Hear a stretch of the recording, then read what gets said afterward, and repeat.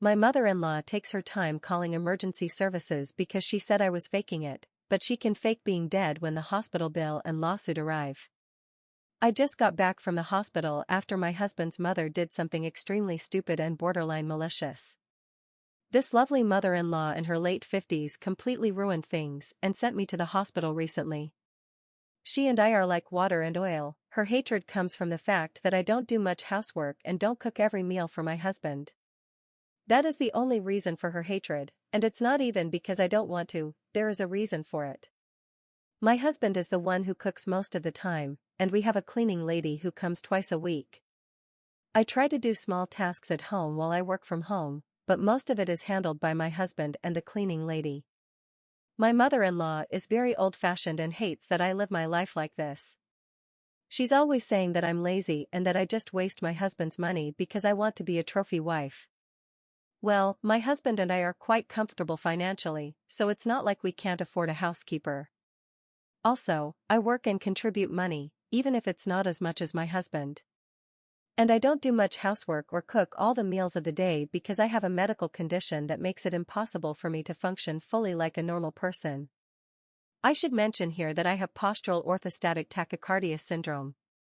If you're not familiar with it, I suggest you Google it. I know I could explain it here, but I really don't know how to do it concisely. You can look it up and read about it. In short, my heart goes out of control with simple tasks like sitting down and standing back up. This is only one aspect of POTS, and it's much more complicated than what I said, which is why I suggest you research it to understand it better. It's a horrible medical condition, and it makes me feel insecure about all kinds of things because I never know when it's going to hit. Most of the time, people don't understand how serious what I have is, or they simply think I'm lying or exaggerating. One of those people is my trashy mother-in-law. My mother-in-law wasn't the only one who refused to believe my diagnosis, but she is by far the most vocal about her doubts. I shouldn't even call them doubts, because this woman was 100% convinced I was lying. I have tried over and over to explain to her that my condition is very real and that I struggle with chores because of it. She always insists that I'm just a lazy woman taking advantage of my husband. Before anyone attacks me, let me say that I don't spend all day lying around the house. I work and do the small tasks I can before my body signals me to stop. I help my husband with meals, so it's not like he's doing everything. My husband and I have a good plan to handle daily tasks so that neither of us ends up overworked or sick. I admit that I do much less than a normal person would because I literally faint and get sick if I'm not careful. Over the years, it has improved, especially because I'm very careful not to trigger severe episodes, but I am not and never will be 100% normal. Most people in my life understand this and have been supportive, but my mother-in-law is a very different story. This woman has been exceptionally vocal, to the point of bringing it up in public as an attempt to embarrass me and make me confess that I'm lying about my condition. It hasn't been as embarrassing as it has been frustrating. She is also one of the main reasons why I don't spend time with her or join her activities. This leads us to what happened last week. It was my mother-in-law's turn to host the monthly family dinner. Normally she prepares a big feast because she loves cooking. That's where her personal attack comes from, because I am not like her. My husband has a big family who likes to meet once a month to hang out and catch up. My mother-in-law loves these dinners because everyone praises her food, boosts her ego, and she takes advantage of these occasions to point out that I am a huge disappointment to the family. In the past, I tried to join her and help prepare the dinners, but my mother-in-law always tried to give me physically exhausting work. Of course, I had to refuse because I didn't want to get sick or end up in the hospital because of it, and in the end I would simply buy something from the store or bring 1 or 2 bottles of wine and call it a day. My mother-in-law always had sarcastic comments whenever I tried to tell her I could take on less physically demanding tasks, but she always had excuses why she didn't want me to.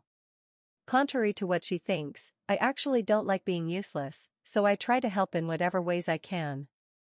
I'm still working with my doctors to see if there's a better way to manage my illness, but for now I'm doing the best I can.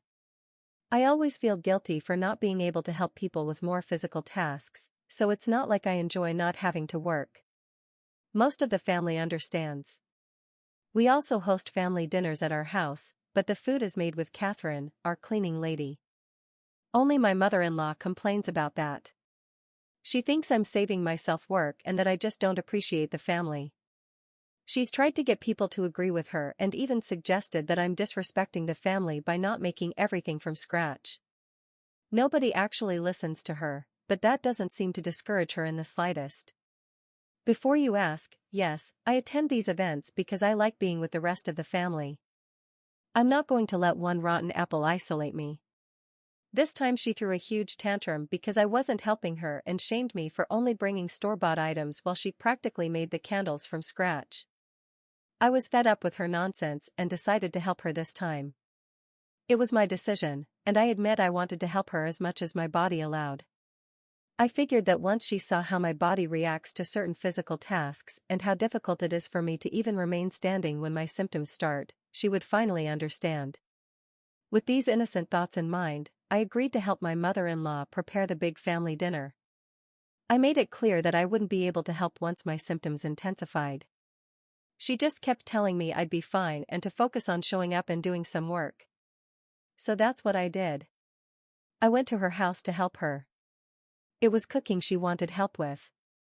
I'm not a chef, so I only know basic things. Mostly, I was doing whatever my mother-in-law told me to do. She started with small tasks but then slowly added more and more work. Family dinners usually mean at least 20 people attending. So I'm not joking when I say there's a lot of cooking involved. I was mostly in charge of chopping and slicing, but my mother-in-law kept making me go back and forth from the living room to the kitchen. I realize now that she had purposely left her grocery bags in the living room as a way to make me work as much as possible. Around the 1 hour mark, I was starting to feel the pot's symptoms. The kitchen was hot as hell, especially because it had bad ventilation and all 4 burners had food cooking on them for a long time. It was a hot day in general, so being in the kitchen was a nightmare. My trips back and forth with groceries were also wearing me down. On top of that, my mother-in-law was constantly yelling at me and telling me I was doing everything wrong.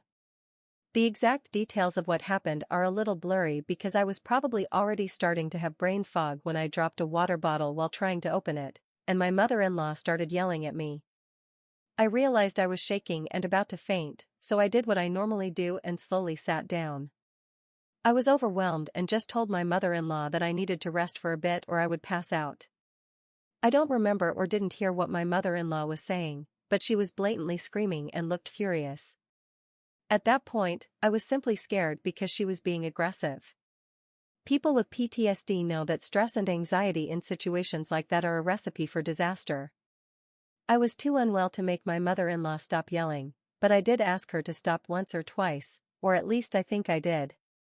What I remember for sure is that I was shaking, sweating, and could feel my heart racing full speed. Then my mother-in-law suddenly grabbed my arm and yanked me up. I practically lost consciousness after that. I woke up in the hospital with a panicked husband by my side. It was horrible. I spent 5 days in the hospital because I basically had a very bad attack. My husband was too shocked to tell me exactly what happened. I heard from a nurse that my heart rate probably went over 200 when I passed out and that I was close to falling into a coma because they didn't take me to the hospital immediately. It turns out my mother-in-law didn't bother calling emergency services until 15 minutes later, when she finally realized that things were serious.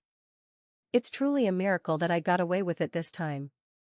This stupid woman could have cost me my life, all because she refused to accept my condition.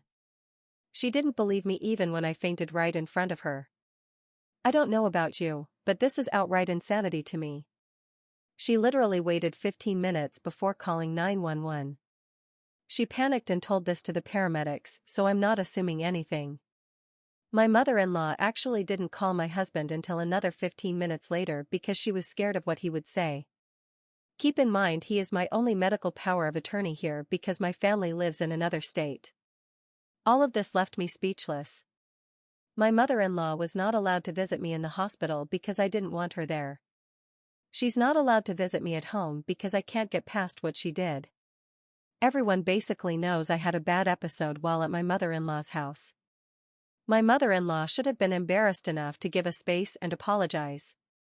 She did apologize, but she doesn't have the decency to give us space.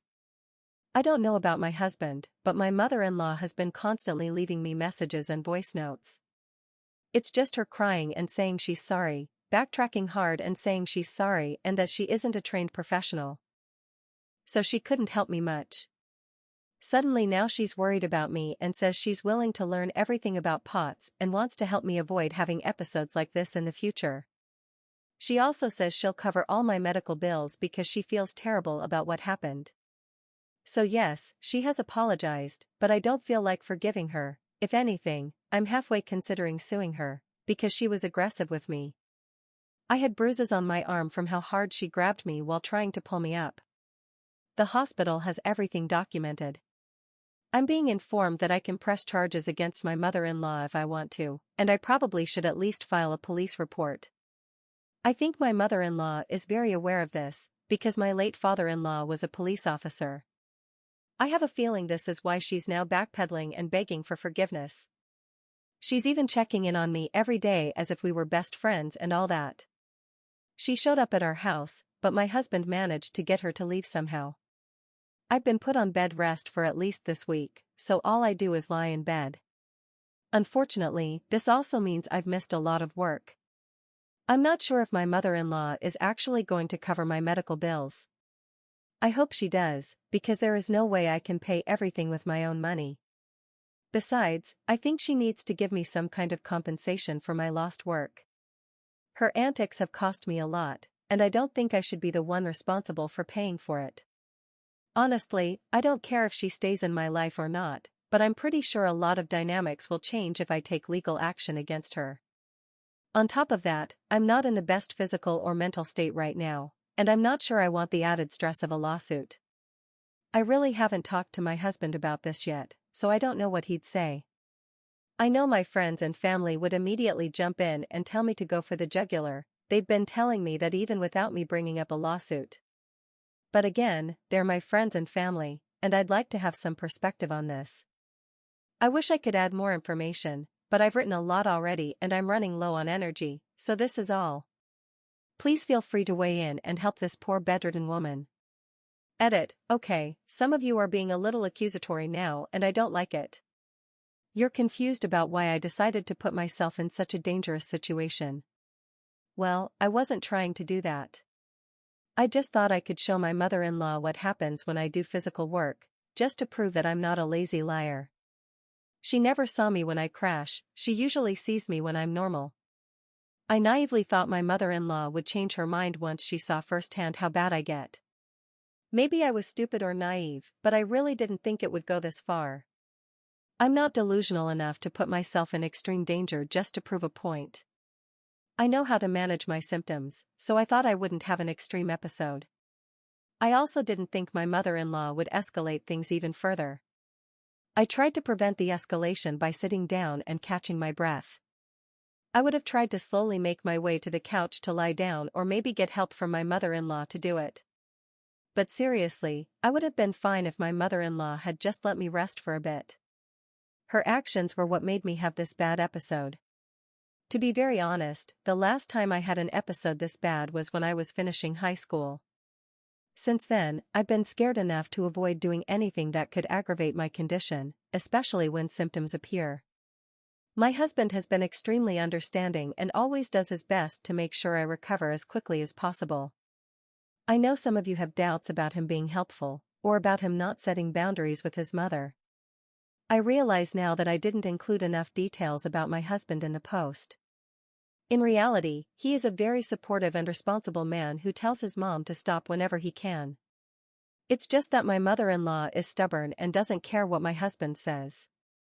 She's convinced he does whatever I want because he's blinded by love, her words, not mine. I suppose one of the reasons she's always looking for problems is that my husband doesn't agree with her stance on my condition or her opinion that I'm nothing but an attention seeker. She hates that her own son takes my side over hers. Trying to explain to her that her opinion is wrong is a useless point. Now my husband frankly doesn't even want to talk to his mother. He was beyond terrified by what happened, and I don't think the shock has faded for him yet. At least I was unconscious during the worst part, while my husband had to actively deal with the horror. He's been telling me he doesn't want anything to do with my mother-in-law and that he will support me in whatever I decide. He's actively against visiting her or having her come to our house. I think my poor husband is traumatized. I've experienced a bad episode like this in the past, so this isn't my first time, but my husband had never seen one like this before and probably never thought it would get this bad. As for insurance, I have it, my job provides it.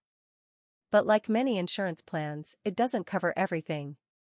In my case, hospital visits caused by mothers-in-law are not covered 100%. I'm sure if you live in the middle of the woods, there's probably bear insurance, but mother-in-law insurance hasn't been invented yet. Update 1. Sorry for not being in touch for a while. At the time I wrote the post, which was not exactly short, I was still recovering from the episode. I was better, but not that well. Actually, I'm still not 100%, but we're getting there, maybe 70%, I don't know. I was a bit confused and didn't know who else to talk to about this. In situations like this, I feel like a neutral opinion is always helpful. And you all really delivered. You also pushed me to have a conversation with my husband, since we really hadn't talked about any of this after I came back from the hospital. 1 or 2 commenters here have been saying some really nasty crap about my husband. You simply don't understand how hurt and shocked he was when he got the news about what happened. This man literally thought his wife was going to die, and that idea terrified him. Good luck finding a partner who cares that much about you. I've read posts here where partners have abandoned people for much less, or worse, defended their mother instead. We talked about everything. Apparently my mother-in-law is now too scared of him to bother him. He yelled at her and lost it when she told him what happened. She conveniently left out the part where she yanked me upward and caused me pain, but she did admit it happened in her house. That alone was enough to send my husband into a blind rage. He hasn't spoken to her since.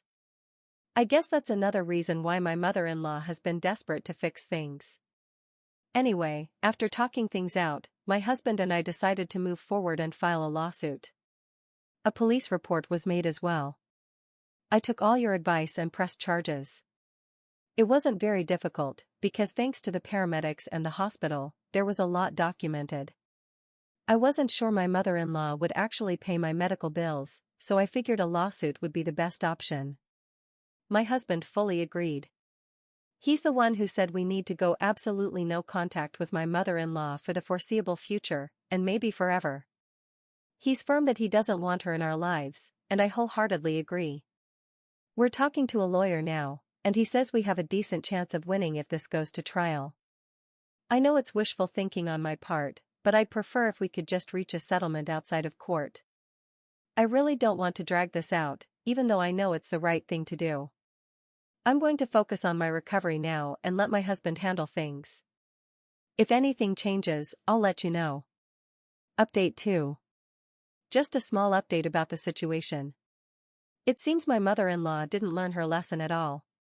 She was full of apologies and prayers until just a few days ago.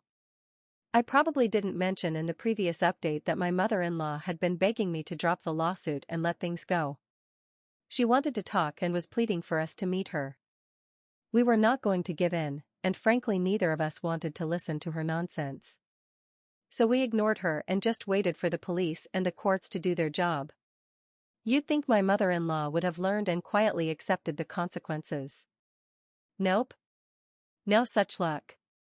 She actually had the audacity to call every member of the family and tell them lies about what happened.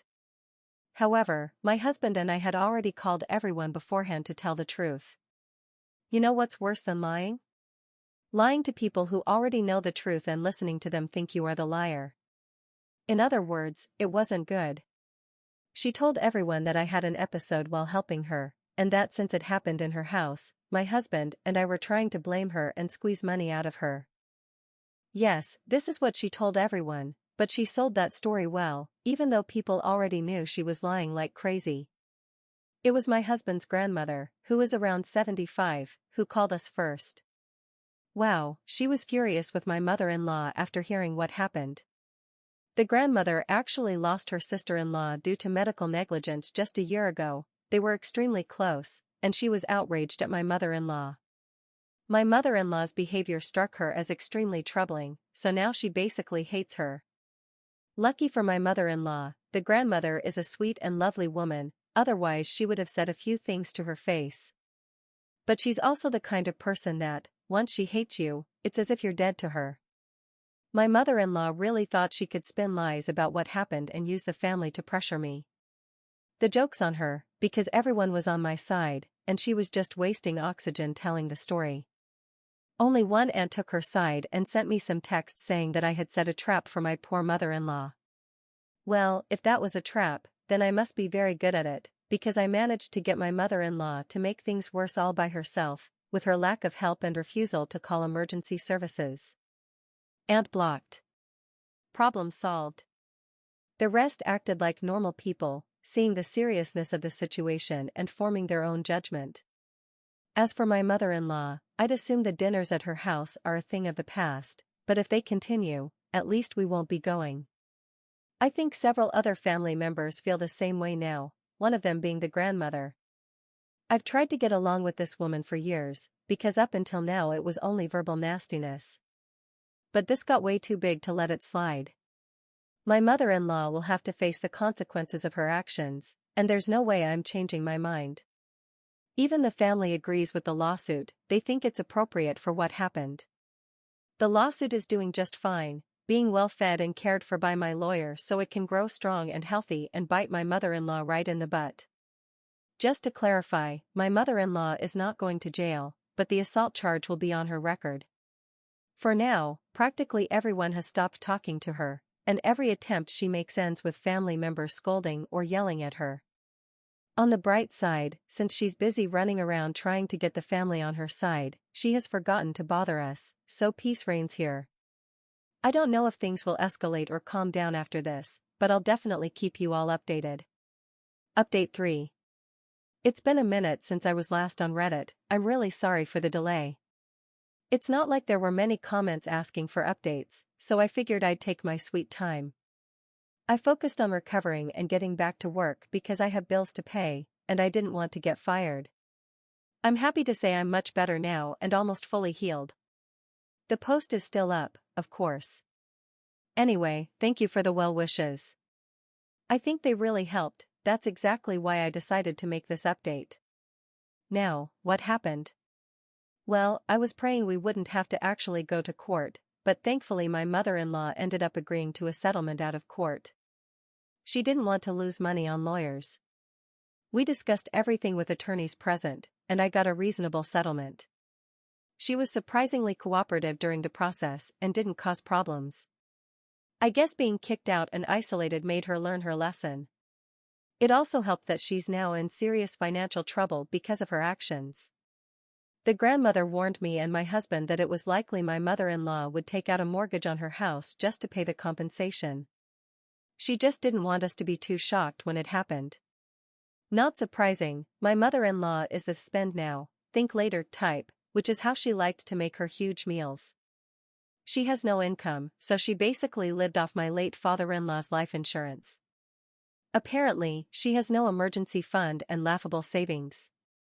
It's all her own fault, because the insurance payout was large and could have lasted 10 more years if she had been smart. But she burned through most of it and had to take a second mortgage on her home. She tried crying to the wrong people, meaning everyone, and got very little sympathy back. We told the family we wouldn't mind if they invited her to family dinners, but they said she needs to be alone and reflect on her actions a bit longer. Like a child being sent to the corner to think about what they did, except my mother-in-law isn't a child, and she has a mortgage. I guess what happened to me really shook the rest of the family too. I'm not complaining about my mother-in-law not being at these gatherings, I'm having a great time. No one is constantly throwing jabs at me or calling me lazy. And although it's ugly to say, I don't think I'm the only one enjoying this. Even my husband seems to be in a better mood now that his mother isn't harassing him about every little thing in his life. My mother-in-law tried begging us not to go no contact, she even attempted it in front of our attorneys, but we held firm and told her we'd get a restraining order if she violated our boundaries. She looked sad, but didn't argue further. It's been a month since the money hit my account. We're still no contact with my mother-in-law, and we plan to keep it that way for the foreseeable future. Once someone shows you who they really are, you don't want to go back to how things were. Update 4. I think you're all pretty terrible. Not many asked about my health, but you did demand updates about my mother-in-law. You said things like, if you're suffering, we want to know. You're awful, but I love you. So here's what my mother-in-law's life looks like now. We're still no contact, and she hasn't bothered us, which I appreciate, since with my condition, eliminating all stress is best. We were ready to get a restraining order if needed, but thankfully we don't have to. Family gatherings are beautiful now. I could cry. Everyone prepares whatever food they want, and no one complains if someone cooked for 15 hours or just bought pre-made food. Some have even started buying store-bought stuff too, because what matters is being together, not whether everything was made from scratch when there are so many people attending. My mother-in-law found a job at a local supermarket. Sometimes she bags groceries, sometimes she stocks shelves. I could be a bad person and go mock her at work, but we'd rather avoid drama and shop elsewhere. Besides, it's not even on our way. She's still young enough to work, and honestly should have been working all along if not for my father-in-law's insurance money. It's ironic that she called me lazy while having so much free time to cook for hours, because she literally didn't work. I at least have the excuse of my medical condition. Some family members were mildly harassed by her when she organized a dinner recently. I'm not sure if we were invited, but when everyone suddenly had excuses not to go, I think the event was cancelled. I haven't heard from anyone who actually attended. Life is good again right now.